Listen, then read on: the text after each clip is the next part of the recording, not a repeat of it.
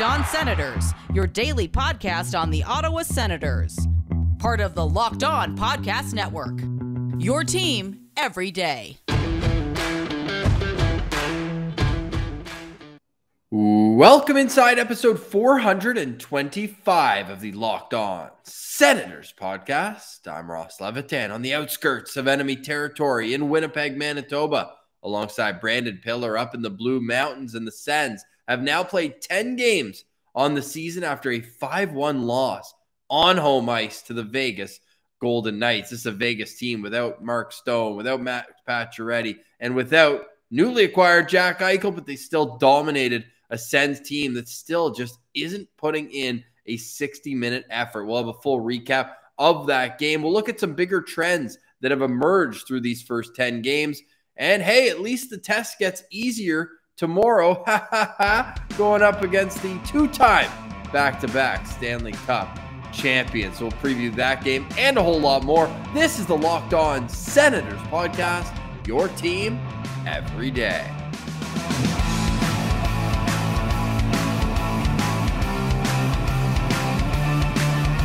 Today is Friday, November 5th, and Pilsy.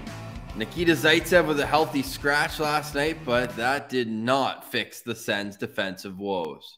Yeah, different decor, same result. I mean, it's pretty clear now that Nikita Zaitsev was part of the problem, but not the problem. The problem is the whole group as a collective. I mean, I'll take Zub and Shabbat out of there. I don't think necessarily the defensive breakdowns can be put on them, but the other four, whoever those other four are in the other two pairings, they just can't seem to get it done. And I think last night, Ross, my eyes were glued, unfortunately, to Uncle Deli. Like, Delzato was out of coverage, lackadaisical a bunch of times. Like, there was, it seemed like every goal that Vegas scored, there was a guy wide open, and you're sitting there going, where's the defenseman? Where's a player? Where is someone to cover this guy who's just allowed to stand in the slot and gets the puck? And Gustafsson, poor guy, he's making 10 bell saves all over the ice, and that's the kind of support he gets. And he can't stop them all, especially when there's multiple chances of Vegas players who are just wide open out front. Yeah, another problem is the lack of consistency through the second period. First period, again, Ottawa deserved better fate. It was no score after the first period, and a big reason for that was Robin Lehner. He made some 10 bell saves, pulling that one off the goal line from Austin Watson. You're not going to see a better one than that. Yeah. But is this a matter of sticking with it a little bit better? Because, yeah, it seemed like there was just some porous defensive coverage early in that second period. Yeah, it definitely was a case of that. Like, that first period, I thought to myself, like, man, all four lines are rolling here. And I mentioned in yesterday's episode the fourth line for the Sens, and sure, you can joke all you want that a fourth line isn't going to do much, but that fourth line, DJ Smith said it himself too, was their best line last night, and they ended up getting a decent chunk of minutes. And I thought whenever they were out there, they were controlling pace of play, they were checking hard, they were being aggressive. Like, Sanford, it's nice to be saying this, but once again, I would say he had an even better game than before. Like, he looked good once again. And Gambrell, I saw a couple of nice spots from him. He almost had a goal as well. I really thought that Austin Watson, I mean, you want to get that goal, but he was off balance, and at least he got a good chance there. So that fourth line really picked it up. And I mean, that's a small victory we can take from this 5-1 loss, but that definitely is something I can point to as a positive. So Philip Gustafsson, I want to get into that a little bit, because now you're looking at a situation where it's back-to-back games where you're saying, oh, he played well, but then you look and he's let in 5 goals. So how long can that continue? Yeah. But here's the thing, right, Ross? Like, we're a goalie-friendly show. Like, if you're DJ Smith, are you sitting there being like, you know what? I need to get Philip Gustafsson out of the net here, and then we can finally start winning, right? Like, that's not the problem. And you've seen, like, Gustafsson has been, over this small sample size of the season, has been better than Forsberg and better than Murray, in my opinion. So you got to keep going back to him. Like, he's a reason that they were even in this game at all. Like, if that's Forsberg or Matt Murray on one of their bad nights, oh my God, we're talking. I don't know how you stretch this worse than a 5-1 win, but that could probably have been the case. So I think I think they should stick with 3 goalies for now until we see some improved play from Brandstrom down in the AHL, or maybe Lassie Thompson gets healthy, and that can be some reinforcements for this team. But for now, I think you got to keep going with Philly franchise because he is giving this team a chance to win. His teammates just aren't doing anything to help him out. That first goal, Del Zotto just loses Carrier backside. But also no effort whatsoever. Like, he's just standing there kind of hanging out, making $2 million, being on the ice. And he knows Carrier's right there and he doesn't do anything. And the problem with that Carrier goal, Ross, is Gustafsson slides across expecting a bullet to be coming off that stick. And he flukes on it. So Gustafsson kind of is just like, face planting forward. Yeah, exactly. It's the old changeup, and it definitely worked on him that time.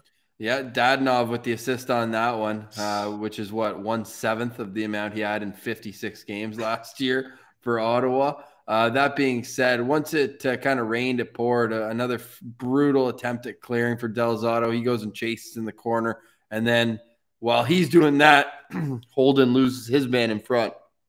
So all of a sudden, bingo, bango, bongo, it's 2-0 there for Vegas. Yeah, that's a tough one for sure. And that's when guys are just so wide open. So wide open. Yeah, it's crazy. And that's when you're like, okay, maybe we're losing a grip of this game. And that's tough because, sure, that 1-0 goal, not a great start, but you're still in this game. Like, all it takes is a couple good shifts of momentum, and you can get right back into this. But then the 2-0 one, that's kind of a tough one to come back from. And like this Vegas team with half their forward core out, at least their stars, they were taking the Sens to school in simple things. DJ Smith talked about it in forechecking, not turning the puck over, transitioning the puck up the ice. These are simple things that they were just making smart, easy plays, and they were doing it right every time. And the Senators just couldn't catch up. They were playing catch up all night long. Who was more open? Was it Brett Howden, on the second goal, or Marchessault on the third goal? Because Victor Mete had no idea where he was. He chases on the far side. Puck ends up hitting him, and then it goes out, and Marchessault's just wide open. Tap it in. Just tap it in. What a fun game, Ross. Which defensive coverage was worse here? The Howden one was pretty bad for me, not just thinking back quickly, but both those second goals, the player was wide open, and that can't happen, especially like I said, especially when this is a weak forward core. Like, imagine Mark Stone, Pacioretty, and Jack Eichel were on this team in last night's game. Oh my God. Like, again, I can't even stretch a 5-1 loss much more, but it would have happened. Yep. It sure would. The shots on goal, 39-39, by the way. Ottawa winning 60% of the faceoffs and doubled up Vegas in hits, but still ultimately could not come out on top in a game that didn't have many penalties. Each team with just one power play. Ottawa's penalty late in the second period, Brady was pretty unhappy about. He was all business in that second intermission interview. He also got Ottawa on the scoreboard, albeit it was already 3-0 at that point. So he brings it to 3-1 with about 4 minutes left. And you didn't expect to see the quit, I think, in the third period. You know, they did put out a bit of an effort in the first half. And ultimately, it was 14 minutes into the period. Vegas makes it 4-1. And at that point, you know, pack it in. 3 minutes later, it's 5-1, right? So it kind of got away from them there at the end. Yeah, definitely. And, you know, I like DJ Smith's idea to pull the goalie there down 4-1 because you got to at least create a competitive scenario for these players. Like, it's sure the Minnesota Wild game, they ended up coming back in a great game, but that game against Chicago, there wasn't a lot of compete at the end of the game there. So I think it's a good idea to try to do that, but ultimately, and we talked about it yesterday, Ross, like, if you can't beat these teams when they're down and down bad, you're not going to have success at all throughout this season. Like Vegas can't be expected to win that game. The Toronto Maple Leafs destroyed them 4-0. And then they come to Ottawa, and this is what happens. Like, they're just eating up this Sens team. And why are there so many Vegas Golden Knights fans in Ottawa? Like, yeah, that is weird. What is going on? Every time they scored, like, half the building erupted. Yeah, it was weird. And there was a good handful of fans in full Vegas gear. So yeah, that is very weird. Yeah, agreed. Also weird. I'm rewatching that third goal, and I'm blaming Mete. And sure, he does leave his man. Why is Josh Brown at the top of the faceoff circle? He's not even on the same planet.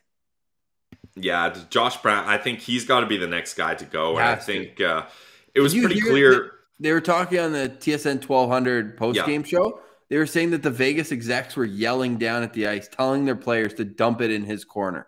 That's a pretty big indictment. Definitely. And I think the Vegas players, they didn't need their managers yelling from the press boxes to do that. They were doing it already. The only penalty of the game was a dump in Josh Brown's corner, and then Marchessault trips him up, or they call it a cross check. I don't know. But whatever it was, he was lucky that was called, because he was giving that puck away either way. Exactly. Yeah. Like, I think Marchessault is just like, you got this one, Brownie, but as soon as I'm back on the ice, I'm dumping in your corner once again, and you might not get that call. So, yeah, Josh Brown, he should be a seventh defenseman, right? Like, he should be a guy you bring in if there's injuries for a couple games, if you want to add some size, some toughness for certain opponents that play that style of game, but he shouldn't be a guy that is getting into this roster every single game, and then maybe you're deciding whether to take him out or not. Like, I don't think that's quite the role for him, and it's pretty clear early on here that that's the role that a bunch of these Ottawa Senators defensemen are not the role for them. That's the scariest part to me, is this decor is what the management wanted going into the season. And they thought their offseason was done. Like, oh, nice. We got Holden. We got Del Zotto. Yeah, we're good. Pack it in. This decor is set. The rebuild is over. Unbelievable, really, when you watch it night in and night out. The Pierres can't stay packed for too long. Something's got to give. We'll discuss that after we bring on our good friend, Gord Wilson from TSN 1200. Goody's always positive, upbeat. We'll see if he can maintain that, as the Senators have allowed 15 goals against in their last 3 games. Is it 3 games? That is absolutely 3 games, insane. 5 goals, all losses. Whoa. So grab a Built Bar, the protein bar that feels like a candy bar. Comes in 16 amazing flavors, 8 nut-free. 8 have nuts as well if you prefer that, but all Built Bars are soft and easy to chew. Built Bars are great for the health-conscious guy or girl, because you can lose or maintain weight while indulging in a delicious treat. The bars are low in calorie, low in sugar, but they're high in protein and fiber, a perfect nutritional grand slam. The promo code is LOCKED15. So go to BuiltBar.com or even just Built.com and use promo code LOCKED15, and you'll get 15% off your next order. Built Bar is a protein bar that tastes like a candy bar. Go to Built.com and use promo code LOCKED15, and you'll get 15% off your next order. All right, Pillsy. So the Ottawa Senators are 3-6-1 now on the season. Only 1 win in their last 7 games. And now they get the defending back-to-back champs, the Tampa Bay Lightning, who are coming off an overtime loss to the Toronto Maple Leafs. What are you expecting to see on Saturday from this Sens team? I mean, this is their work is cut out for them. Like, you go from a down-and-out Vegas team who, if they were healthy, would be just as equal as a match as Tampa. And you're going up against a Tampa team that, from what I know, is pretty much fully healthy. So there's not going to be any easy spots in that lineup. Yeah, so, except for Kucherov, but they're used to playing without him. Yeah, that's their strategy. He's just getting ready for playoffs there. So, yeah, I think it's going to be a tough task. Steven Stamkos is lighting it up this year. I think he has 12 points in 10 games. So he's going to be a force to be reckoned with, especially when Kucherov is out. They definitely lean on Stamkos a little bit more. Guys like Braden Point, Anthony Cirelli, like, this whole team is just stacked when it comes to centermen. So without Shane Pinto, the centermen for the Ottawa Senators are going to have a real tough time here. Although, Ross, they did win the faceoff battle up against Vegas last night, so there's a hint of positivity going into this game. But matinee games, I feel like the Sens don't do very well in the afternoon. And then add on to that, they're coming off a terrible loss against a weak team, and their opponent is back-to-back Stanley Cup champions. Yeah, yikes. That'll help. It's the second and third star of the week in the NHL going head-to-head. Of course, Drake Batherson was the second star, and Alex Killorn, who's got 10 points, and 7 of them are goals in his first 10 games. This team, they can just beat you in so many different ways, right? You even look up and down their lineup, guys on the 4th line, 3rd line who just don't really get the notoriety that their top-end guys do, but they're all contributing. Now, one area that maybe they're looking to improve on a little bit is, and I say this kind of tongue-in-cheek, but is that the depth that I'm mentioning right now and saying that's so good, but you look at the numbers, like Corey Perry, only 1 assist, -4. I don't know what you're really expecting going into this game. And then on their back end, they do rely heavily on their top 4, which is 2 more than the Sens can say they rely on. And so what you got to do if you're the Sens is when that third pair is on the ice for that 10, 12 minutes, make sure the ice is tilted into Tampa's end. Yeah, I mean, that's about all you can do. Yeah, is hope that you can beat up on them there. And it's going to be interesting to see whether they go with Vasilevsky or Brian Elliott in this game. But I'm sure, just as it seems all other former Ottawa Senator goalies, Brian Elliott probably has a great record up against the Sens too. So that maybe not even be helping that much. So that's going to be interesting to see where they go there. Of course, your reaction tells me the same. He's 6-0-2 against the Sens. Come on. Never Leonard lost. 9-0. Isn't he 9-0-1? Now Elliott 6-0-2. Jesus. Yeah, .924 save percentage for Brian Elliott. 9 games, 6-0-2. He's just, oh my God, you can't make this stuff up. You know what? I want to say Vasilevsky hasn't played his best hockey against Ottawa. I gotta look that one up, but I feel like compared to his career average, this guy's a career .920 save percentage. He's absolutely unbelievable. Do you want to pull up and see, does Tampa play either on Saturday or on Sunday? Or sorry, Friday or Sunday?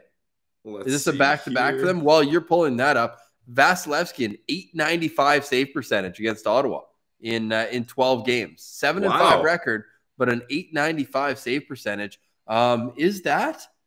It's the second worst of any team that he's played against, and the worst of any team he's played more than 5 games against. So there we go. Well, are Ross, the Sens hoping for Vasilevsky?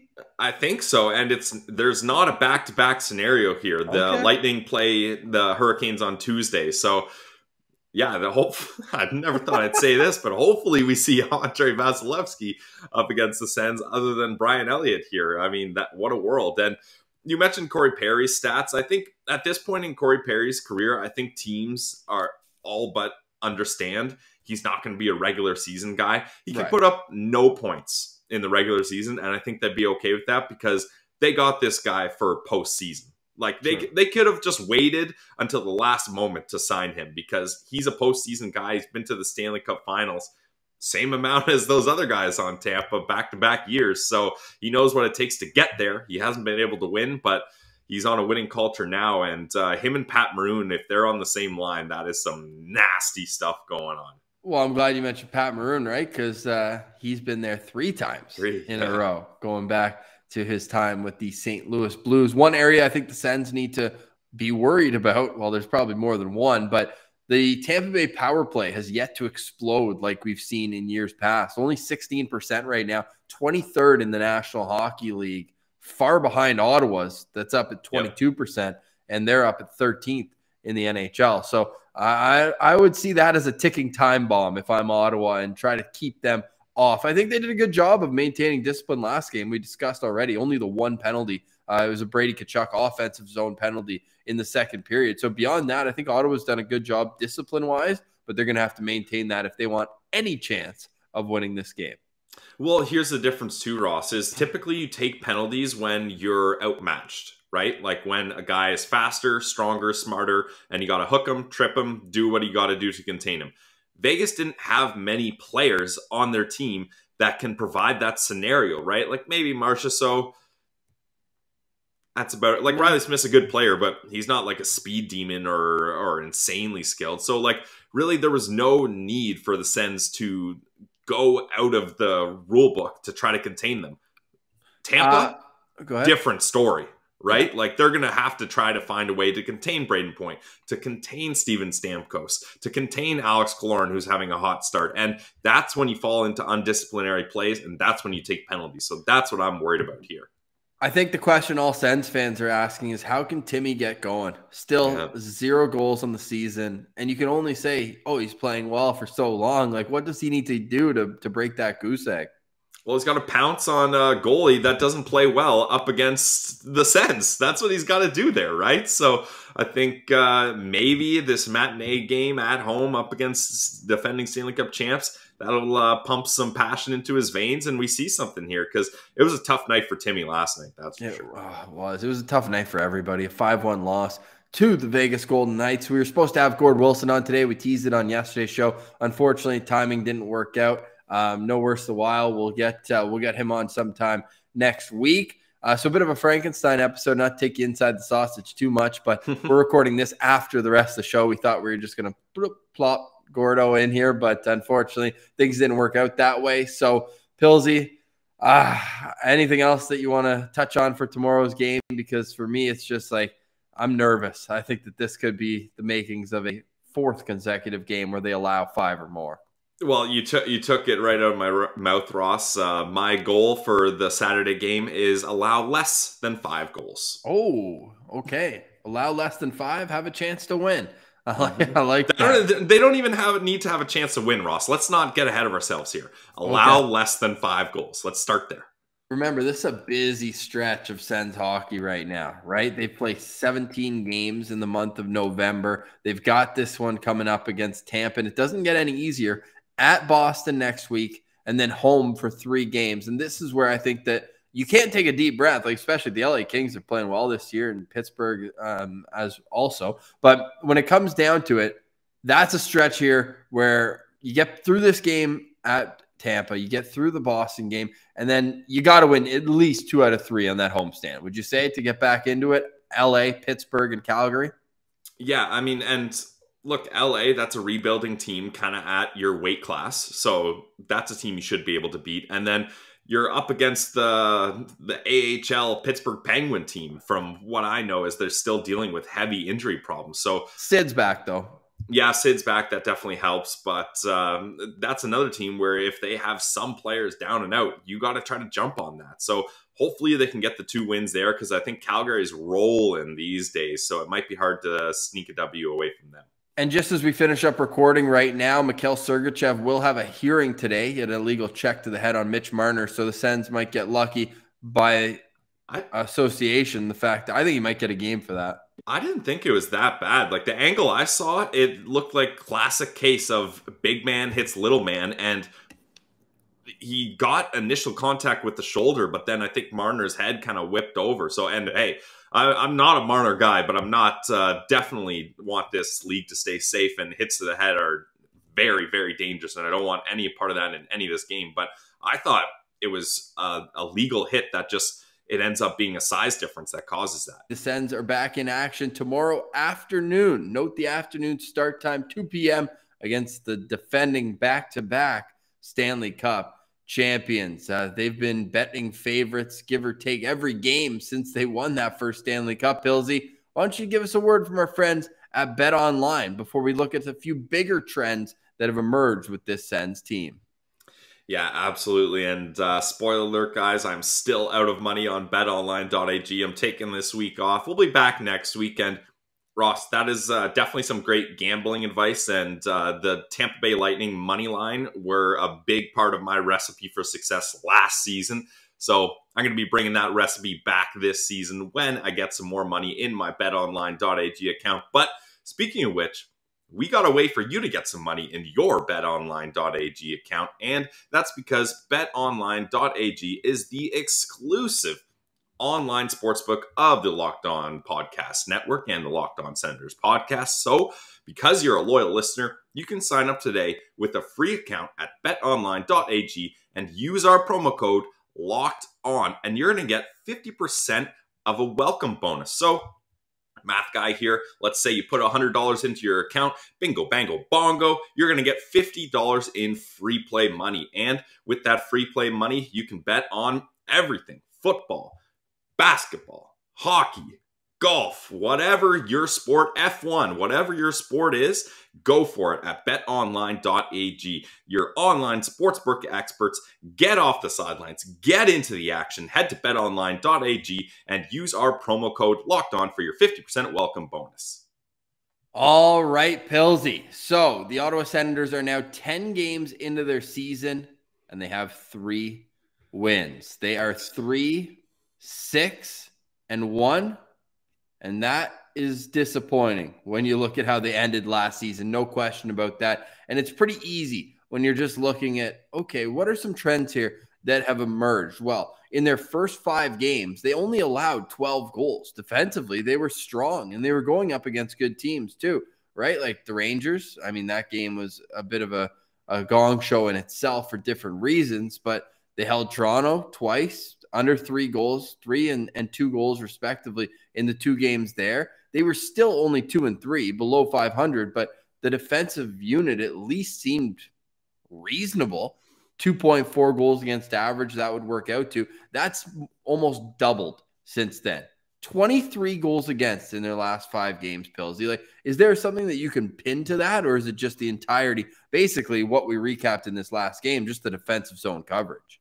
Well, I mean, something I can pin to that, Ross, is no Shane Pinto.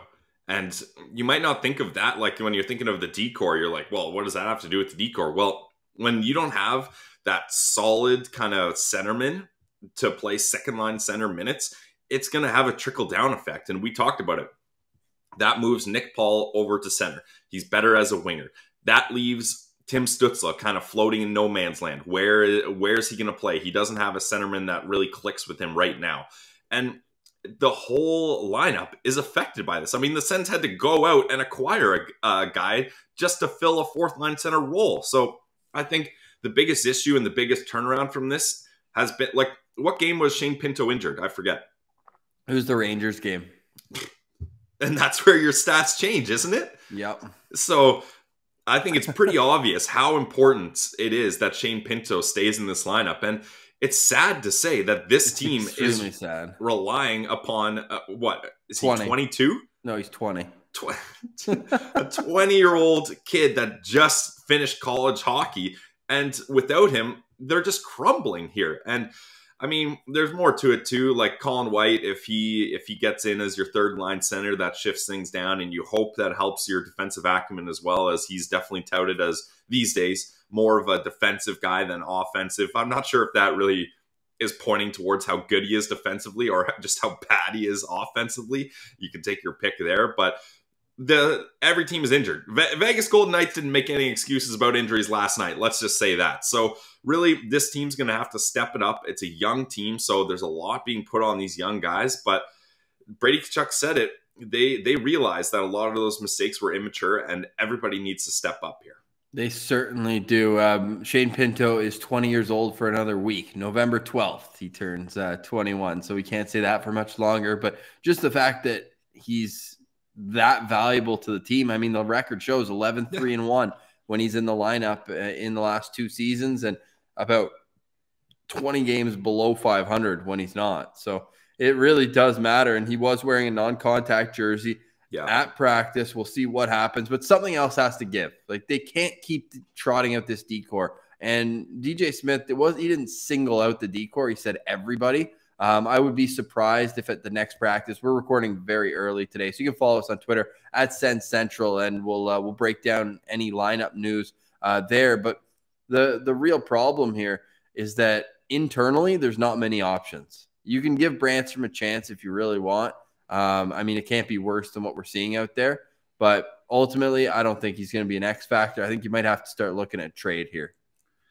Yeah, and I mean, if there's one thing Pierre Dorion does, it's trading. I think he's made more trades in his tenure than anyone else since he's been here. I would be confident in saying that. The Sens make a lot of trades. However, they make a lot of trades because they can't seem to get it right.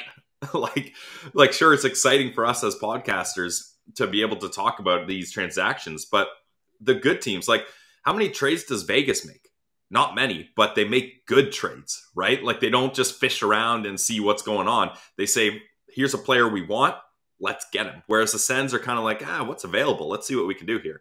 And that hasn't helped out. They still have so many of these veteran defensemen. Like Nick Holden, I don't know, he's all right. Like, but Delhi has been. It'd be better to not play him than to play him at this point. Like, he's made so many mistakes. He's a dash every night, and I don't love what I see from him. So I think they're going to have to make a trade here as well. But usually when a team makes a trade, Ross, there's two directions the team is going. They're trying to compete for a Stanley Cup, or they're rebuilding. If you're the Ottawa Senators, I don't know what trade direction you head in here. Do you? Like, part of me thinks that almost like it's too early to say this, but I don't know if they trade future assets to get a guy, because then you're just ruining your draft pick chances, as bad as that sounds. And we're only 10 games into this season, but I don't know what style of trade this management team needs to be looking at, because maybe you just need to wait for Pinto to get healthy, and maybe that really minimizes a lot of your problems. But I don't know. Patience is a virtue, and it's a lot easier said than done, especially when Ottawa have one win in their last 7 games. It's a team that's 1-5-1 in their last 7. So take that for what it's worth, and unfortunate to send y'all into the weekend on that note, but hope you enjoyed, and we'll be back on Monday for a full breakdown of the game against the Tampa Bay Lightning on Saturday. But for today, we say goodbye. For Brandon Piller, I'm Ross Levitan. This has been the Locked On Senators podcast, your team every day.